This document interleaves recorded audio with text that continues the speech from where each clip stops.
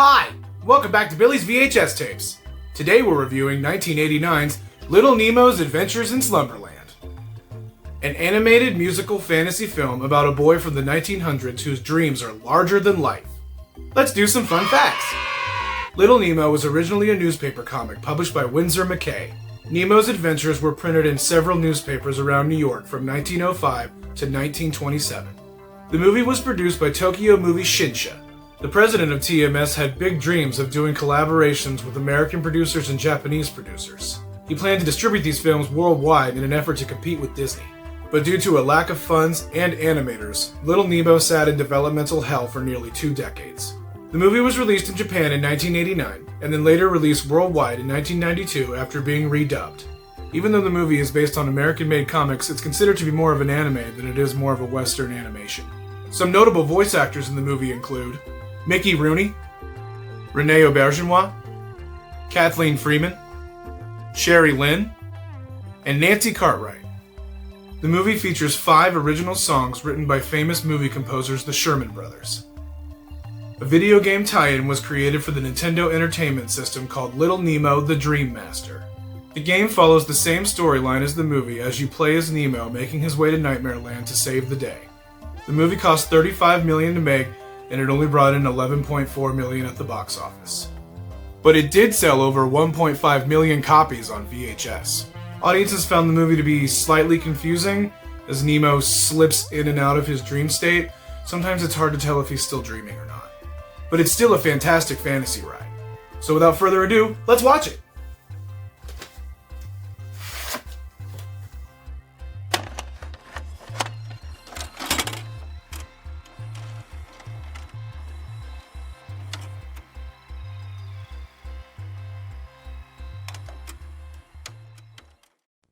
And now, our feature presentation.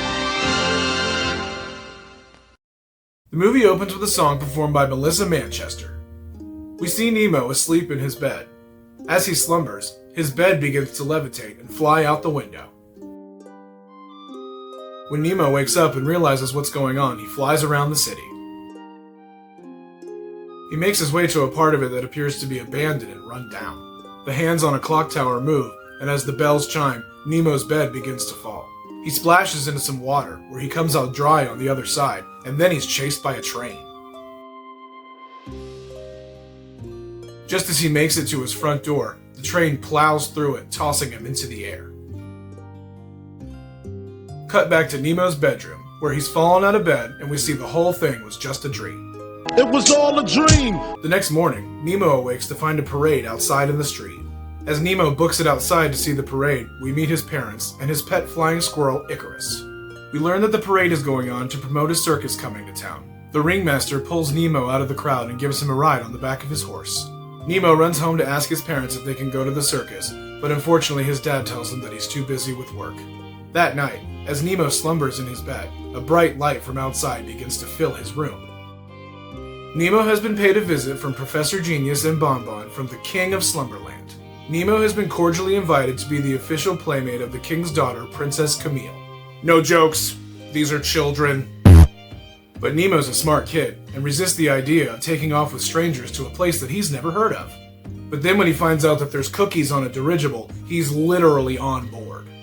Let's fucking go! The captain lets Nemo steer the ship as they make their way to Slumberland. But on their way, they fly through a nightmare storm.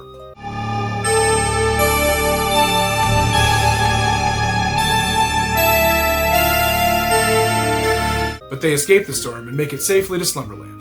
All the residents of Slumberland have showed up to greet the princess's new playmate, including the local troublemaker Flip, whom the professor warns Nemo to stay away from. In the king's chambers, Nemo is introduced to the king, but the king is missing from his throne and the guards scramble to find him. Leaving Nemo on his own, Flip shows up and tells him that he'll help him find the king. Also, Flip accidentally reveals that he has a map of Nightmare Land, which is important for plot later.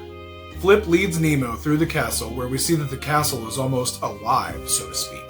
We see Flip and Nemo enter a room where everything is upside down. When they fall off the table, Nemo suddenly finds himself sliding down the banister of a long and winding staircase that leads him to a large toy room. A miniature train rolls in, with a large man on top of it resembling Santa Claus. After Nemo helps him tune up his train, they hop aboard and they ride the train around the castle.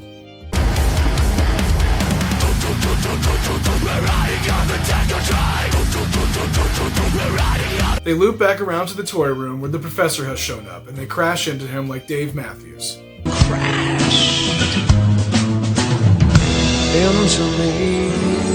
After they collect themselves, the professor reveals that Santa Claus is actually King Morpheus. But for a king, he's actually pretty chill, and tells Nemo to call him Morphe. Morphe? Morphe has not only invited Nemo to befriend his daughter, he's also invited him to become the heir to his throne. He tells Nemo that one day he will become the king of Slumberland, and he gives him the golden key.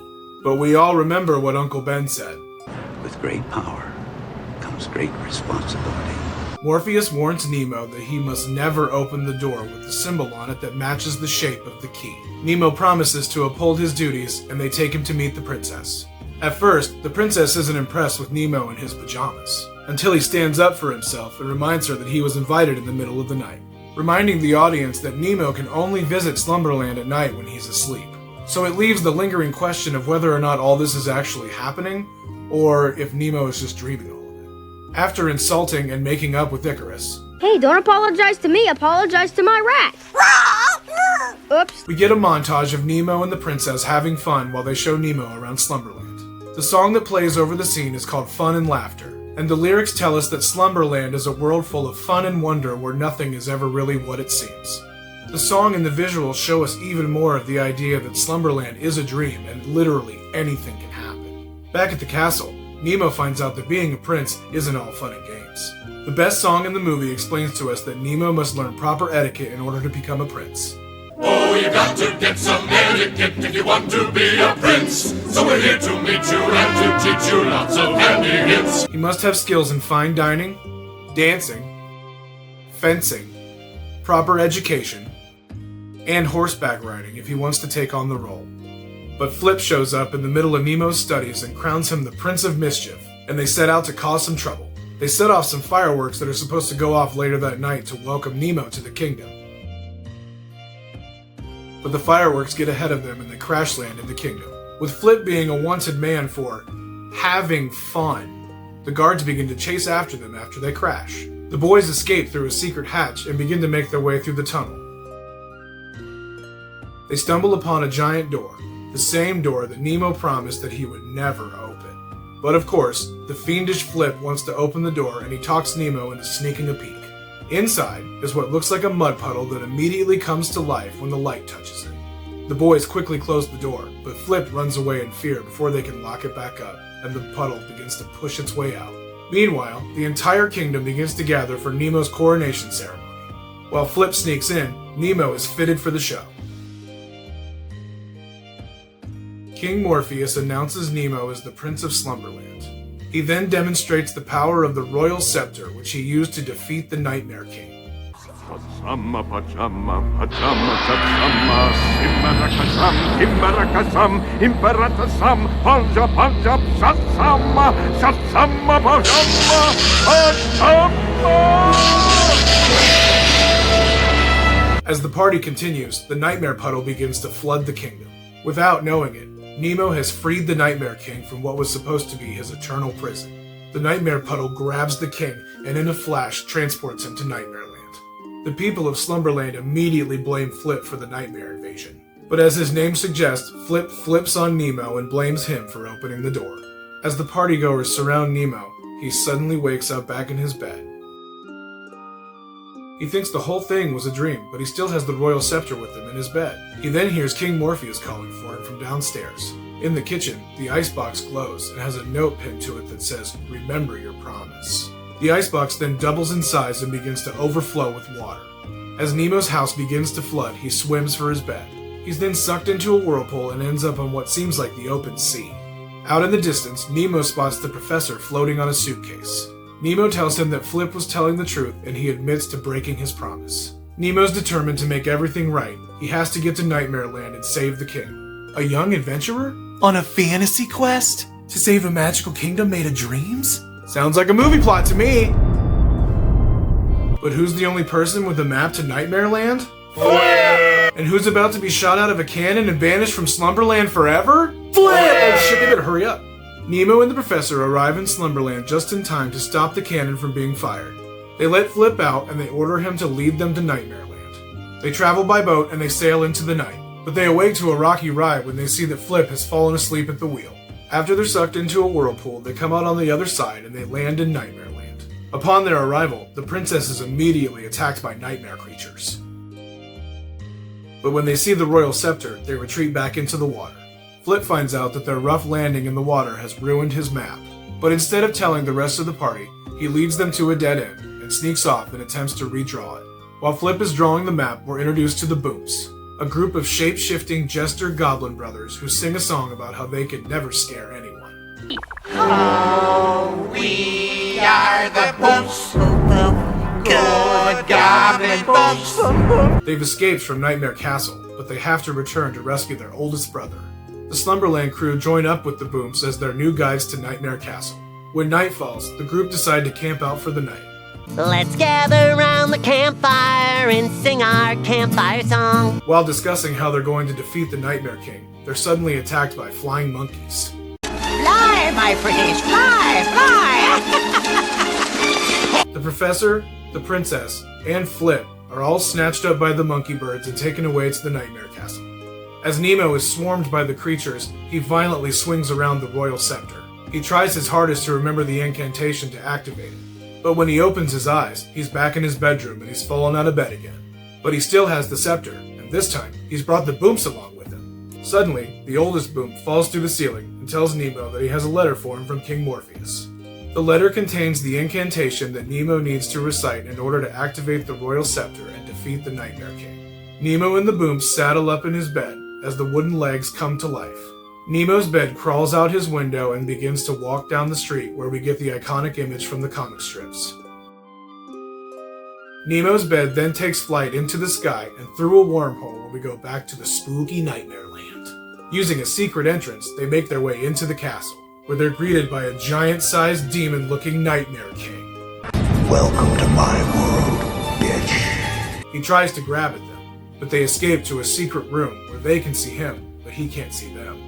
The Nightmare King taunts Nemo, revealing that he has all of his friends frozen in columns, forcing him out of his hiding place. Nemo struggles to remember the incantation as the Nightmare King begins to inhale everything in the room. At the last second, Nemo is able to activate the scepter, firing a beam of light at the Nightmare King and killing him off for good. The darkness leaves Nightmare Land and his prisoners are then freed. But when the scepter went off, Nemo was bounced onto the rocks. The Boomps stand over him crying as he lays lifeless on the ground. But King Morpheus is able to use the scepter to wake up Nemo. The light shines down on the group, signifying that their journey is over. Back in Slumberland, Nemo and the princess board the dirigible to begin the next journey to take Nemo home. On their way out, Flip hits the chronic too hard while saying goodbye and nearly falls off of his bird. That was a very strange sentence that I just said. The princess thanks Nemo for all that he's done and says that she looks forward to seeing him again. As they share a kiss, Nemo wakes up in his bed instead of on the floor this time. His mom wakes him up and his dad tells him that today's the day they're going to the circus.